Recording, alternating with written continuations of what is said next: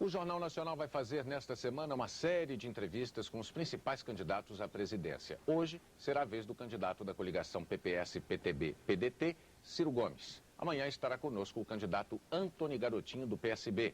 Na quarta-feira entrevistaremos José Serra, do PSDB-PMDB, e na quinta-feira fecharemos essa primeira rodada de entrevistas com Luiz Inácio Lula da Silva, candidato do PT e do PL.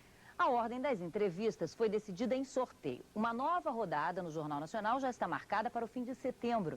Os candidatos se comprometeram a não usar as entrevistas no todo ou em parte na propaganda eleitoral obrigatória na TV e nos pediram que registrássemos esse compromisso no ar. O tempo de cada entrevista aqui no Jornal Nacional será de 10 minutos, com tolerância máxima de 30 segundos. Se o candidato ultrapassar esse tempo, a entrevista será interrompida imediatamente, para não prejudicar os demais candidatos.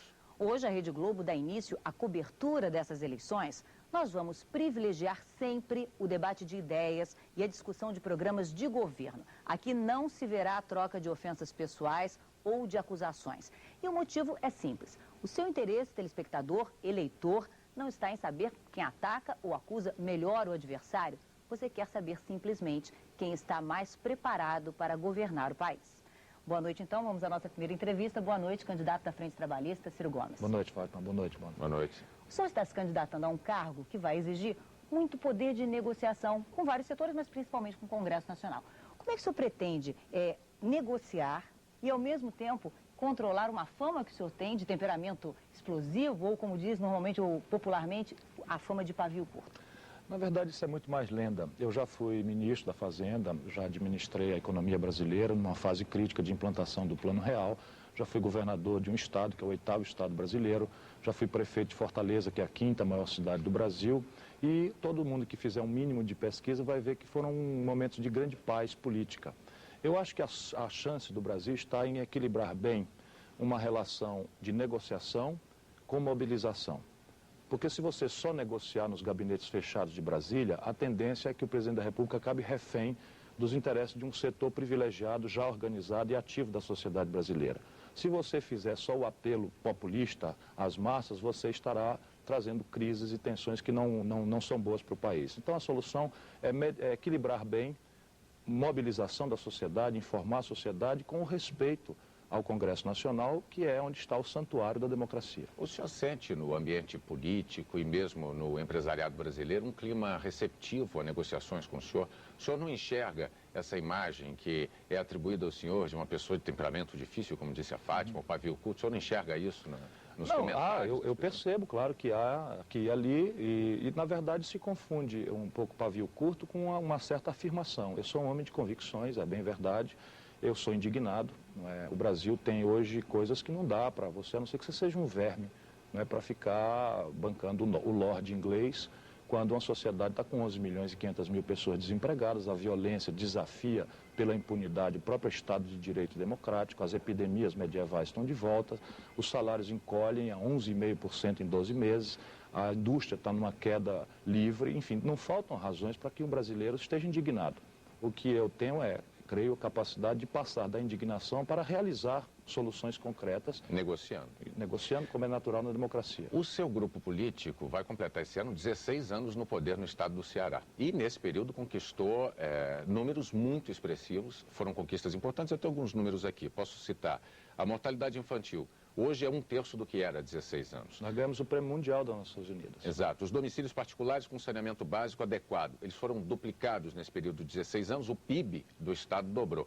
No entanto, o Ceará ainda hoje tem o 5º maior índice de mortalidade infantil do Brasil, o analfabetismo é o 4º mais alto, há problemas. O índice de desenvolvimento humano é o 22º do Brasil. Isso depois de quase 16 anos. Como é que o senhor pretende cumprir todas as promessas que o senhor está fazendo nessa campanha de mudanças radicais da estrutura social brasileira num mandato de apenas 4 anos, candidato? Na verdade, não é o candidato que resolve todos os problemas. Eu não acredito em salvadores da pátria. O que nós precisamos é tomar o rumo certo. O que eu estou propondo ao Brasil não é um conjunto de promessas, é tomar um caminho por onde você começa a resolver os problemas, que é como nós fizemos no Ceará. Eu fui governador 4 anos apenas. Os outros anos todos foram o governador Tasso Gereissati, que é um fenômeno. Com quem o senhor é aliado, somos bons amigos, alinhado politicamente. Nós somos bons amigos, embora ele seja do PSDB, não é? Agora, esse projeto lá tomou o Ceará nos estados mais pobres do Brasil. E nós temos, de fato, números relativos muito estimulantes, mas nenhuma ilusão de que você pode estalar o dedo e resolver os problemas do dia para a noite. Mas o senhor usou uma palavra importante, ilusão. O senhor não teme com as promessas que faz gerar uma frustração de expectativas lá na frente, quando terminar o mandato de 4 anos como presidente, o senhor não tiver atingido essas metas todas? Não, mas as metas são muito objetivas. Quem tomar o cuidado de olhar o nosso programa de governo, se você me permitir, os detalhes estão num site, ciro23.com.br. Ali a gente fala em tarefas para serem desenvolvidas numa parceria entre Estado, iniciativa privada, sociedade civil organizada, porque não há milagre possível. O que nós precisamos, e dá para prometer, é uma inversão de rumo. É celebrar um novo projeto nacional de desenvolvimento preocupado em devolver ao país uma estratégia de crescimento econômico, enfrentar a miséria de massa e a pior concentração de renda do mundo, recuperar a soberania nacional. Nosso país está hoje vulnerável a ataques da especulação internacional e moralizar a vida pública brasileira. Cada um desses objetivos estratégicos tem metas que podem ser praticadas no curto, no médio e no longo prazo. Candidato, vamos tratar então de um ponto do seu programa, que é a renegociação da dívida interna. Você tem falado muito nisso. Vamos trazer para o mais próximo do nosso público quem tem dinheiro aplicado na poupança, quem tem dinheiro aplicado no investimento de renda fixa. Essas pessoas vão receber no prazo e com os investimentos combinados antecipadamente? Vão. Quer dizer, podem ficar todos os brasileiros sossegados de que, se tocar a mim o privilégio de servir a esse país como seu presidente, não haverá quebra de contrato, não haverá imposição unilateral de nada. Apenas o Brasil, levando bem para o popular, é um cidadão que ganha R$1.000 por mês e está devendo R$20.000 que vence amanhã.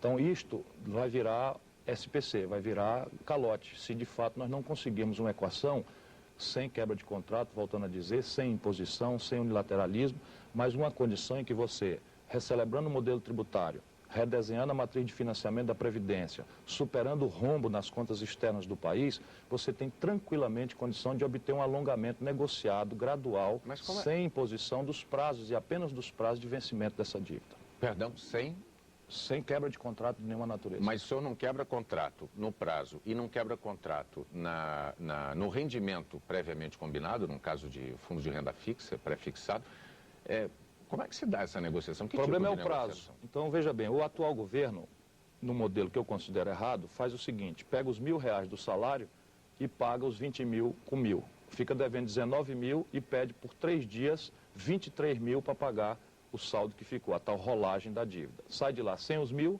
devendo 23.000 e empurra o problema com a barriga por 3 dias.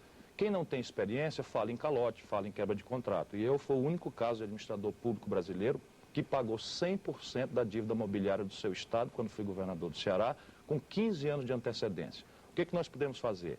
Premiar voluntariamente o aplicador que queira alongar o prazo com a taxa de juro mais alta e tensionar também via mercado, sem qualquer tipo de aventura, a taxa de juro de curto prazo para mais baixo. De maneira que você estabelece uma diferença. Quem emprestar por mais longo prazo recebe um pouco mais de prêmio. Agora, o senhor há de compreender que quando se fala em renegociação, isso provoca arrepios em muita gente. Por isso que eu nunca falei a palavra renegociação. Mas ela está contida no seu discurso. Não é renegociação a palavra. Nós propomos um alongamento gradual e negociado dos prazos. Alongamento é um nome, digamos, mais... No mercado, o jargão é Asset Liability Management. Sim, aí nós chegamos a um ponto importante, que é técnico, mas é importante para o público telespectador, eleitor. O economista Fábio Giambiadi, ele citou recentemente exemplos de países europeus que passaram por situação muito parecida com a do Brasil em relação àquela proporção da dívida pública e do PIB. Ele cita como exemplo, além de Itália, Bélgica, ele cita como exemplo a Irlanda. A Irlanda tinha um caso até mais dramático do que o nosso. Proporcionalmente, era o dobro da dívida. A dívida em relação ao PIB era o dobro do nosso problema. O que fez a Irlanda e o que fizeram esses demais países? Eles investiram no chamado superávit primário. O superávit primário é aquilo, é o que toda dona de casa faz. Ela não pode gastar mais do que ela arrecada. Basicamente é isso. Então, esses países estão nesse esforço há muitos anos. Isso é básico. No caso da Irlanda, há 15 anos. Isso é básico. O Brasil... Mas se eles conseguiram driblar esse problema, e a dívida que era de 111% do PIB... caiu para 30% recentemente na Irlanda. Por que o Brasil não pode optar por esse caminho sem falar em alongamento das negociações? A questão de alongar o prazo é física.